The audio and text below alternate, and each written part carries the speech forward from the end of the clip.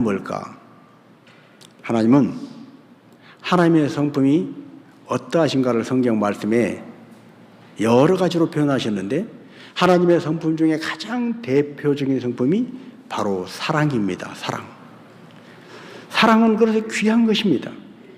사랑은 그런데 세워가는 것이 어렵습니다. 사랑은 그 사랑을 언제나 모양으로 갖추어 가기가 참 만만치가 않습니다. 그래도 우리는 어려워도 힘들어도 사랑을 세워가야 합니다. 왜냐하면 하나님께서 사랑이시기 까닭입니다. 힘들어도 어려워도 아이고 못하겠어. 사랑 세워가는 거 힘들어. 사랑을 지키는 것 곤혹스러운 것이야. 귀찮아. 포기하지 않고 끝까지 사랑을 세워가야 할 이유는 뭡니까? 하나님의 사랑이시고 그 사랑이신 하나님을 따라 우리도 힘들고 어려워도 사랑을 세워갈 때 우리가 진정 하나님의 사람인 표식이 나타나기 까닭입니다. 자, 우리 요한일서 4장 7절 8절 같이 한번 읽습니다. 사랑하는 자들아 우리가 서로 사랑하자. 사랑은 하나님께 속한 것이니 사랑하는 자마다 하나님으로부터 나서 하나님을 알고 사랑하지 아니하는 자는 하나님을 알지 못하나니 이는 하나님은 사랑이심이라. 아멘. 여러분, 하나님은 사랑이시랍니다. 세상에 어떤 누가 뭐라고 하든 간에 사랑하는 자는 하나님께 속한 자요, 사랑하지 않는 자는 하나님께 속하지 아니한 자라는 거예요.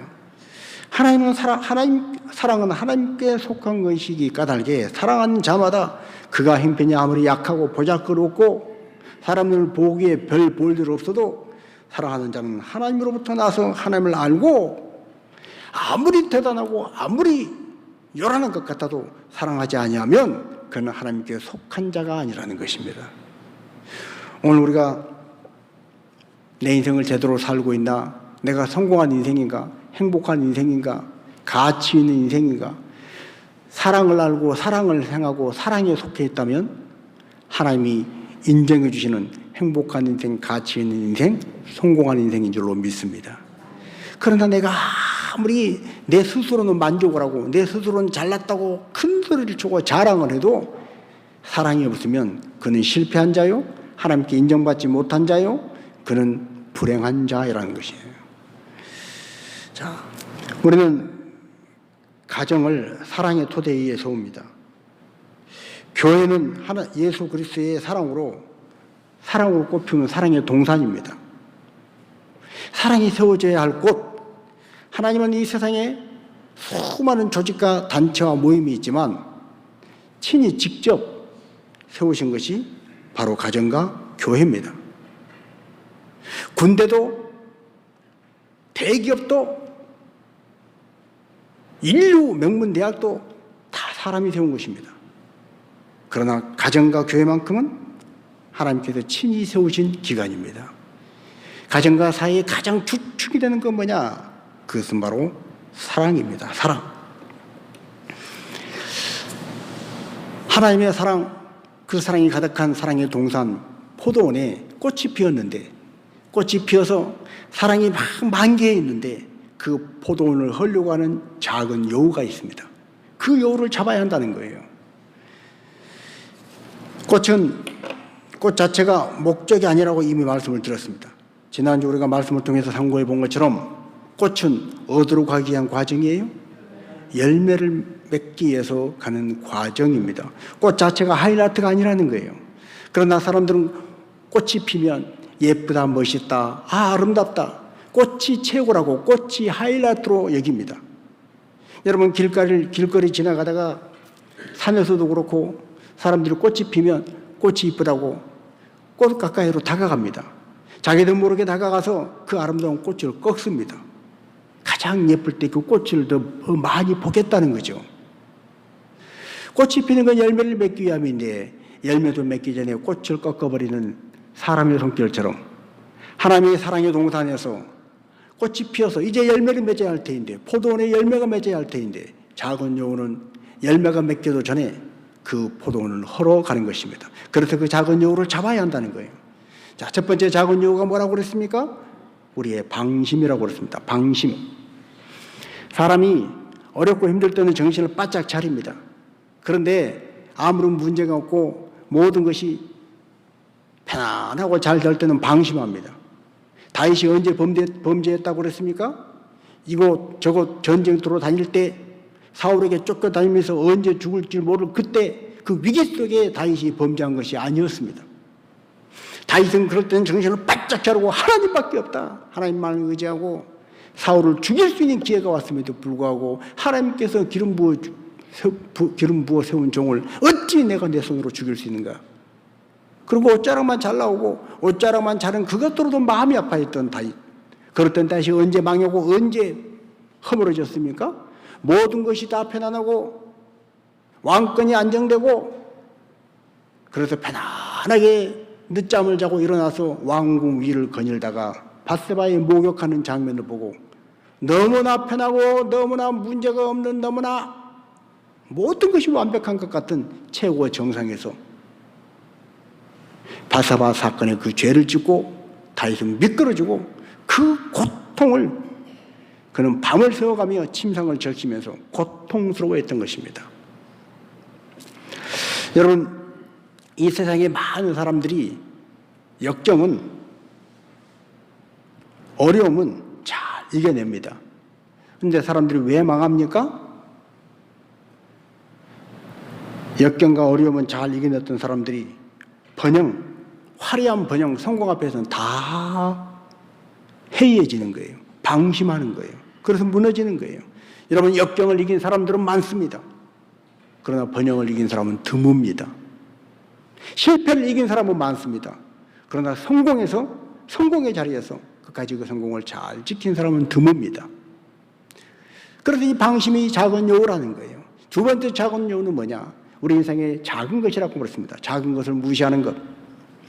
큰 배가 작은 키 하나로 가듯이 우리 지체 중에서 가장 작은 이 혀에서 나오는 말 한마디, 무심코 내뱉은 말 한마디가 가정을 허물고 교회를 허무는 거예요.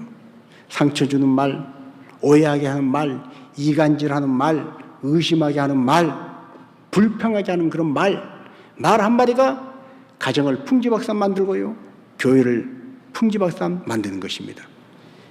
여러분, 뱀의 해가 두 갈래란 거 아시죠? 우리는 해가 하나잖아요.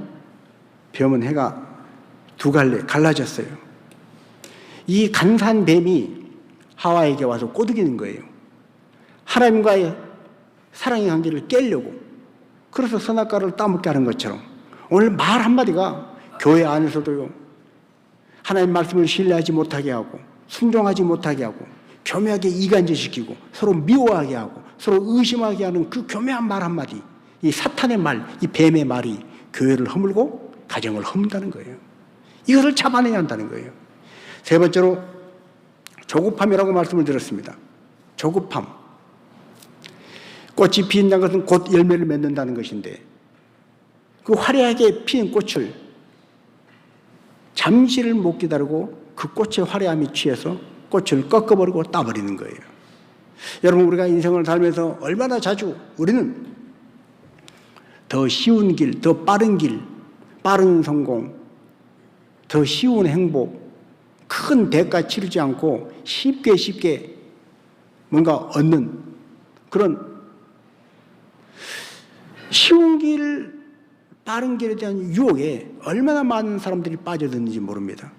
여러분, 수십 년 직장 생활한 분이 퇴직금을 한꺼번에 날려버린 그런 경우, 쉬운 길, 빠른 길 찾다가 그 사기당하고 날리는 그런 경우가 얼마나 많습니까?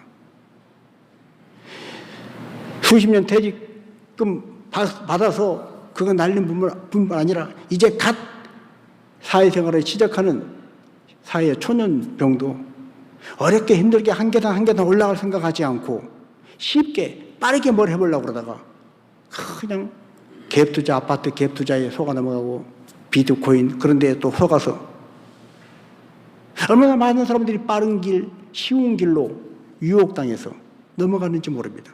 조급함 때문입니다. 조급함은 우리의 사랑의 동산을 허무는 작은 여우입니다. 또 하나 작은 여우는 오해, 의심, 것이라고 말씀을 드렸습니다.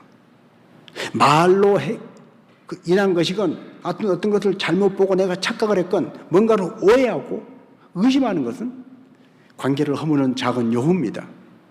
특별히 교회에서는 그런 것들이 많습니다. 아이고 어떻게 그걸 다 까놓고 얘기를 해. 솔직하게. 아니요. 때로는 좀 낯이 뜨거워도 솔직한 대화가 필요할 때가 있습니다.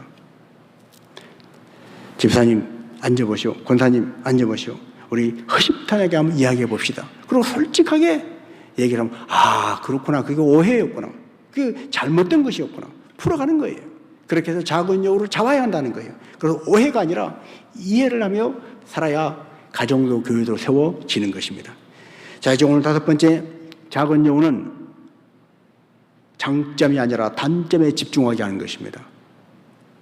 여러분, 사랑이 세워지면, 사랑이 힘을 가지면 단점이 보일까요? 장점이 보일까요? 장점만 보이는 거예요. 사랑하면 뭐든지 다 예뻐요. 사랑이 눈이 멀면, 콩깍지가 시면 다 예뻐요. 어느 날 제가 목사님들 몇하고 이렇게 부부 여럿이 이렇게 모여서 있는 공간이었는데, 저보다 나이가 몇 살 많은 목사님이 이렇게 이상한 좀 장난스러운 그런 일을 했어요. 굉장히 어색했어요. 그런데 그 사모님이 그 목사님 하는 행동을 보고 어머 귀여워 그러는 거예요. 옆에 또 우리가 당황이 됐어요. 옆에 또 우리가 귀여워? 사모님이 아우 귀여워 하는 그 말 한마디까지 살게 옆에 있는 우리 모두가 어쩔 줄 모르고 당황했지만 그 목사님의 말과 행동이 그래 저거 귀여운 거야? 좋은 거야?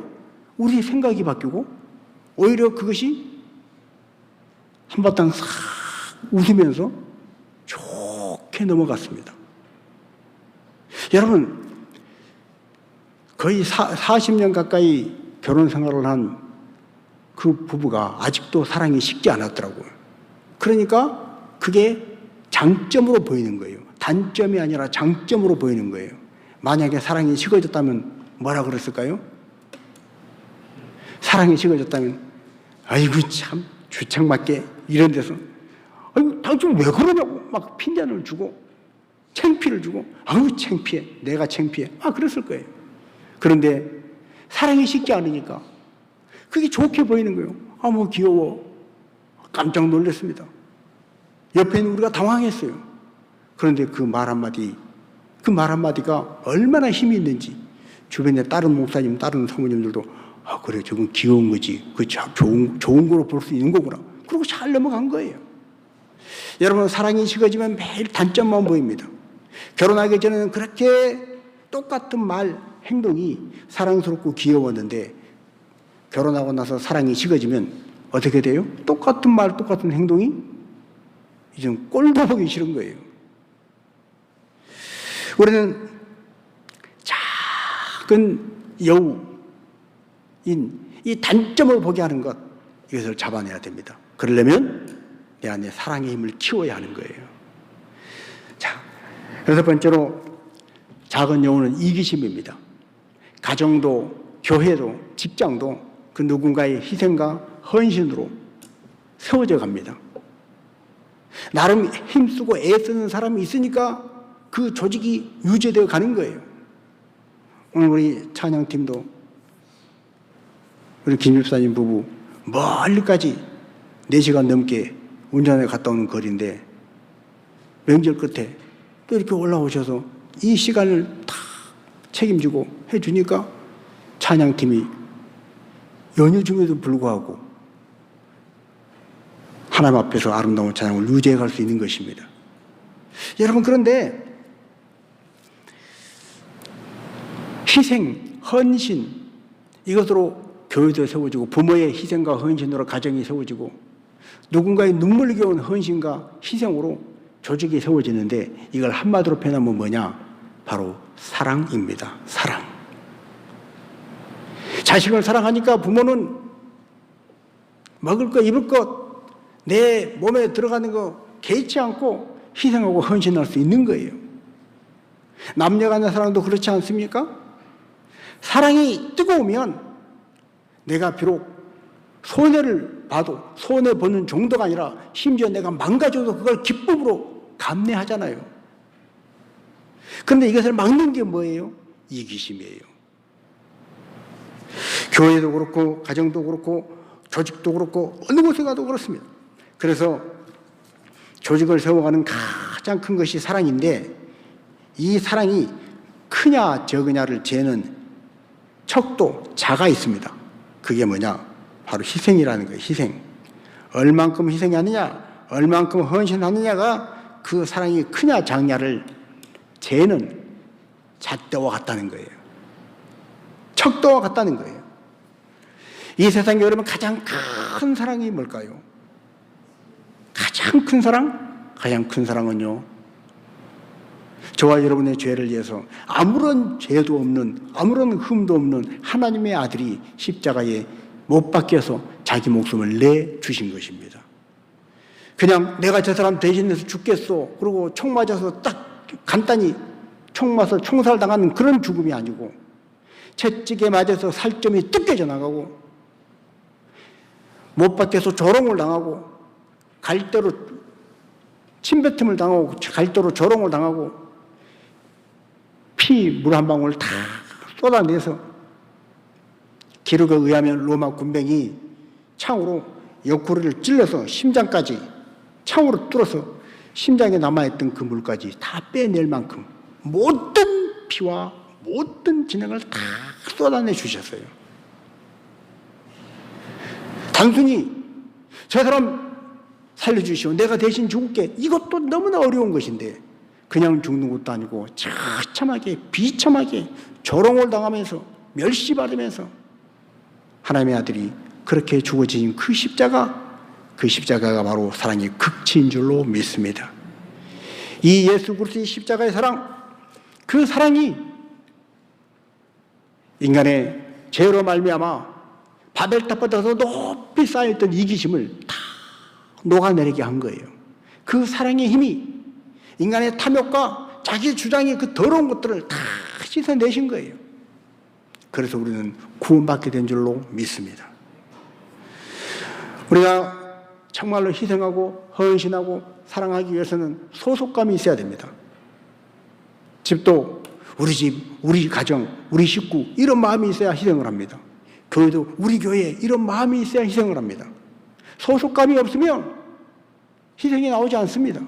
헌신이 나오지 않습니다. 그냥 팔짱 끼고 구경꾼 역할만 하는 거예요. 꼭 우리 가족, 우리 식구, 이런 생각이 안 들면 그냥 뭐 알아서 해, 그냥 팔짱 끼고 구경하는 거예요. 내 교회, 우리 교회, 이런 마음이 없으면 팔짱 끼고 구경하는 거예요.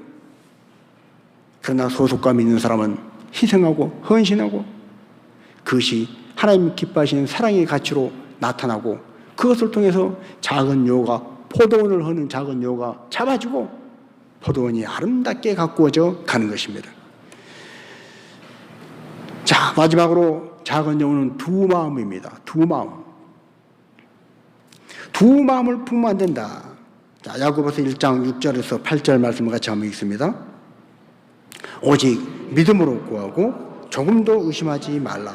의심하는 자는 마치 바람에 밀려 요동하는 바다 물결 같으니 이런 사람은 무엇이든지 주께 얻기를 생각하지 말라. 두 마음을 품어 모든 일에 정함이 없는 자로다. 아멘. 여러분, 하나님께 기도하여서 응답받기를 원하십니까? 하나님께 기도하여서 하나님의 도우심 받고 하나님의 보장을 받고 살기를 원하십니까? 그러려면 뭐가 있어야 한다는 거예요? 믿음이 있어야 한다는 거예요. 믿음으로 구하라는 거예요. 믿음으로 구해야 응답받고 믿음으로 구해야 하나님께 보장을 받는데, 성경은 말합니다. 의심이란 것이 쏙 들어가면 그 믿음이 마치 두 마음을 품은 것 같이 된다는 거예요. 여러분, 주님 앞에 나아갈 때 우리의 기도가 잡생각이 막 끼어들고 분주한 가운데 막 뭐 지푸라기라도 붙잡는 심정으로 하나님, 내가 지금 이런 어려운 일이 있는데 하나님 혹시 도와줄 수 있걸랑 하나님도 좀 도와주세요. 내가 우리 예를 들어서 우리 며느리는 지금 절에 가서 불공 들고 있고, 우리 사회는 지금 저기 가서 막 그 무당, 유명한 무당한테 가서 지금 굿하고 있고, 나는 교회로 왔으니까. 이런 식의 그 기도가, 이런 식의 믿음이 진정한 기도고 하나님 기뻐 받으신 믿음이 되겠어요? 하나님 앞에 나아간 자는 오직 한 마음으로 나가야 할 줄로 믿습니다. 세상 사람들도 정성이 부족하다 그런 말을 하잖아요. 절에 가도 그렇고 무당도 그렇고 정성이 부족해, 복제 더 갖고 와 막 그럽니다. 그런 데는 그래 맞아요. 정성이 부족하면 안 되지. 그건 인정하면서 어떻게 하나님 앞에 나아가면서 두 마음을 품은 것은 우리가 경계하지 않나요? 두 마음은 작은 여우입니다. 작은 여우는 포도원을 헐어버립니다. 그 작은 여우를 잡아서 하나님 앞에 오직 믿음으로 한 마음으로 나아갈 때 하나님은 반드시 구하는 자에게 좋은 곳으로 역사하실 줄로 믿습니다. 자, 오늘 하나님 앞에 정함이 있는 마음이 한 마음으로 나가는 사람, 그 사람을 하나님께서 그래, 네 마음이, 네 고백이, 네 기도가 진짜구나 하고 받으시는 거예요. 오늘 여러분, 우리의 믿음이 하나님 기뻐하시는 진짜 믿음이 되기 위해서도 우리의 두 마음 된 것을 정리하고 한 마음으로 나가는 자가 되어야 할 줄로 믿습니다. 성경은 그래서 주님 앞에 나아갈 때 무엇보다도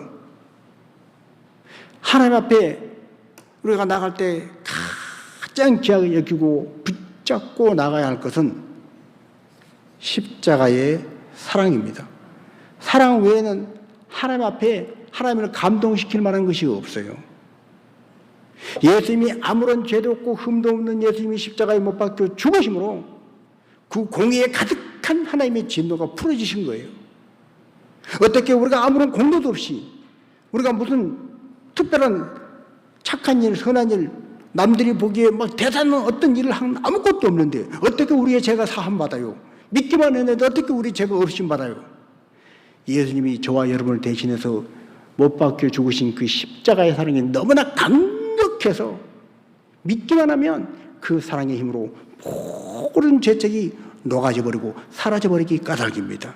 하나님을 감동시키셔서 하나님의 공의마저도 이 사랑으로 덮으셔서 녹여내셨기 때문에 우리는 용서받은 자가 된 것입니다. 자, 예수님의 사랑은 어떤 사랑입니까? 요한복음 13장 1절입니다. 유월절 전에 예수께서 자기가 세상을 떠나 아버지께로 돌아가실 때가 이른 줄 아시고 세상에 있는 자기 사람들을 사랑하시되 끝까지 사랑하시니라. 아멘. 여러분, 예수님은 12제자를 데리고 다녔습니다. 12제자 중에 가룟 유다는 똑똑한 사람이었습니다. 계산이 빠른 사람이었습니다. 셈이 빠른 사람이었어요. 그래도 돈 계짝을 맡겼습니다. 이 계산이 빠른 가룟 유다가 가만히 낌새를 보아하니 예수님 따라다니다가는 망하게 생겼어요. 소경을 눈뜨게 하고 중풍병자를 일어나게 하고 죽은 자도 살리시는 예수님이 그 힘을 로마를 물리치고 권력을 잡아서 한평생 좀 떵떵거리고 살 수 있는 그런 데 쓸 생각은 전혀 안 하시고 여전히 병들고 가난한 사람, 여전히 세일과 그리고 정말 이 세상 사람에서 손가락질 당하는 그런 사람들과 친구를 하면서 그런 사람들을 돌보는데 그 힘을 다 쓰는 것 같아요. 언제까지 참아야 되나? 가룟 유다는 계산을 해봤습니다. 그런데 예수님 말씀하십니다. 이제 곧 몇 날이 못 되어 인자가 예루살렘으로 올라가서 장로들에게 붙잡혀서 죽임을 당하게 될 것이다. 이상한 말씀을 하시는 거예요. 불안한 거예요. 유다는 생각했습니다. 더 늦기 전에 빨리 계산해야 되겠다. 그리고 계산기 두들겨 보고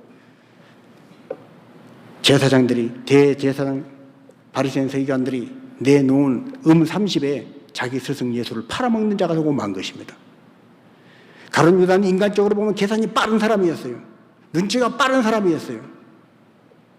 그러나 결국 그의 결국은 불과 얼마 못 되어서 예수님이 십자가에 못 박히시게 끌려가시고 채찍에 맞고 피를 흘리고 그 안에 그 마지막 한켠 남은 양심이 채찍질 당하면서 가룟 유다의 양심이 거덜거덜 너덜너덜 피눈물을 흘리면서 그때서야 후회를 하는 거예요. 내가 뭔 짓을 한 건가. 그리고 후회해서 결국 은 30을 성전 들어갔다 던지고 자기는 잘못했다고 목을 매달아 죽었는데 그 시체마저도 나뭇가지가 떨어져서 창자가 배 밖으로 나올 만큼 비참한 최후를 맞이하고 말았더라. 12제사장에 그런 사람이 있었습니다. 120명도 아니에요. 1200명도 아니에요. 12밖에 안 되는 어쩌자고 예수님은 그런 12밖에 안 된 사람을 뽑았는데 그런 사람을 뽑으셨나? 예수님은 그 가룟 유다가 배신할 자라는 걸 이미 알고 계셨습니다. 최후 만찬 자리에서 너희 중에 하나가 나를 배신하리라. 나를 팔으리라. 요한이 깜짝 놀라서 묻습니다. 주님, 어떤 사람이 누굽니까 도대체? 예수님은 가룟 유다에게 마지막 기회를 주십니다. 지금 나와 함께 이 떡을 집어서 찍는 자가 그자다. 그리고 예수님이 떡을 집어서 찍는데 가룟 유다가 자기도 모르게 자기 손이 움직이고 떡을 잡더니 자기가 예수님을 따라 떡을 집는 거예요. 찍고 있는 거예요. 그러면 온몸이 충격을 받고 절규하고 깨달아야죠. 아, 나구나. 내가 예수님을 배반할 그자구나. 정신을 차리고 예수님 어떻게 하셨어요? 제가 그 마음이 있어요. 그런 생각이 제 안에 들어왔는데 예수님 나 어떻게 하면 좋아요? 나 좀 살려주세요. 마지막 기회를 놓치지 않고 예수님 앞에 기도했어야죠. 그러나 가룟 유다는 어떻게 했다는 거예요? 숨겼다는 거예요. 결국 그는 은 30에 예수님을 팔고 말았습니다. 예수님이 그 모든 걸 다 아셨어요. 그러나 그 다 아신 예수님이 하신 것을 보십시오. 때가 이룬 줄 아시고 십자가를 지실 때가 다 이룬 줄 아시고 예수님이 하신 건 뭡니까? 세상에 있는 자기의 사람들을 사랑하시되 어떻게 했다고요? 끝까지 사랑하셨다는 거예요. 끝까지 사랑하시니라. 가룟 유다가 떡을 집어서 찍는 그 순간까지도 가룟 유다가 회개하고 돌이키기를 원하셨다는 거예요. 그에게 기회를 주시고 사랑하셨다는 거예요. 이것이 바로 예수님의 마음입니다. 오늘 우리가 이 십자가의 사랑을 우리 가정에 심을 수 있다면, 우리가 이 십자가의 사랑을 우리 교회에 심을 수 있다면, 이 십자가의 사랑을 우리의 직장과 우리 사랑하는 다음 세대 자녀들의 심령에 심을 수 있다면 그 사랑으로 꽃이 핀 인생이 아니라 꽃이 핀 인생 이후에 열매 맺는 인생까지, 하나님이 기뻐 바라시는 인생까지 가정이, 교회가, 그리고 직장이, 다음 세대 우리 사랑하는 자녀들이 세워질 줄로 믿습니다. 우리는 이 일을 위해서 기도해야 됩니다. 하나님, 포도원의 작은 여우를 잡게 하여 주시옵소서. 오늘 작은 여우를 잡고 하나님께서 내게 주신 사명, 내게 주신 인생의 가장 찬란한 하이라이트, 그것은 꽃이 아니라 열매란 걸 알고 열매 맺는 인생이 되게 하여 주시옵소서. 내 눈앞에 작은 그 이익 탐하면서 우선 보기 좋은 꽃만 쫓아다니는 그런 인생이 아니라 꽃 이후에 꽃을 피우는 이유가 열매 맺기 위함이라는 걸 알고 하나님 앞에 성령의 9가지 열매를 비롯하여 열매를 맺는 인생, 그런 인생이 되도록 나를 주장해 주시고 인도해 주시라고 기도하며 나아가는 포도원의 작은 여우를 잡아서 하나님의 사랑의 동산인 그 포도원을 아름답게 갖고 가는 저